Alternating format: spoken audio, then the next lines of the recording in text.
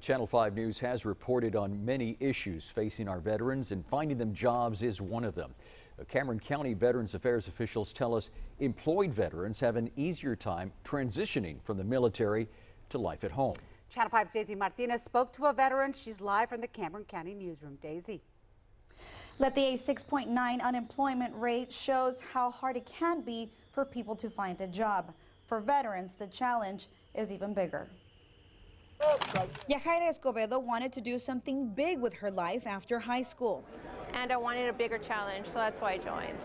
She found what she was looking for in the U.S. Army. After traveling the world and serving for 13 years, Escobedo found herself dealing with another challenge to conquer when she returned home, finding a job. She took whatever odd jobs she could get. Going from soldier to waitress, she admits, was tough. You gotta humble yourself.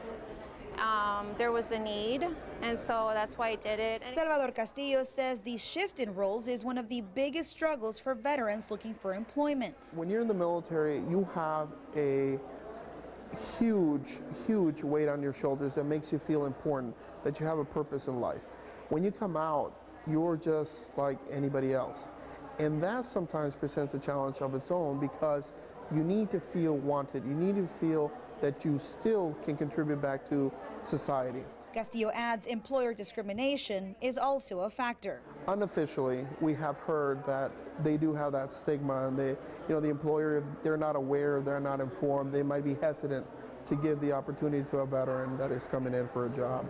Escobedo knew her way out of odd jobs was education. She now has a master's in social work. It's helped open more doors. For some of her fellow veterans without degrees, however, the struggle continues. They have expressed to me that they feel that they're not being appreciated for what they've done, and they can't get a job. Escobedo acts like a coach for those vets and encourages them to better their opportunities by pursuing a college degree like she did. Meanwhile, we should be given the benefit of the doubt, for one, and the other is that all veterans do have something a lot more to offer to any employer. She's asking employers to keep an open mind.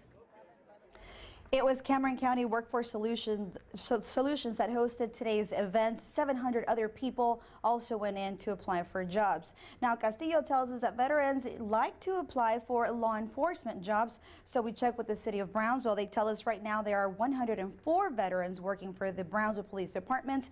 There's 35 working for the fire department. Live from the Cameron County newsroom, Daisy Martinez, Channel 5 News at 6. And Cameron County is still above the state unemployment rate at 6.9%. This is a Channel 5 News Extra. Workforce Solutions Executive Director Pat Hobbs says despite that, Cameron County's rate is still the lowest of the 4 counties here in the valley. He adds 75% of the jobs they accommodate people with are in the fields of retail, lower entry, nursing, education, and government jobs. Machining is one of the industries that they struggle to find qualified people for. Certifications are becoming a big deal lately.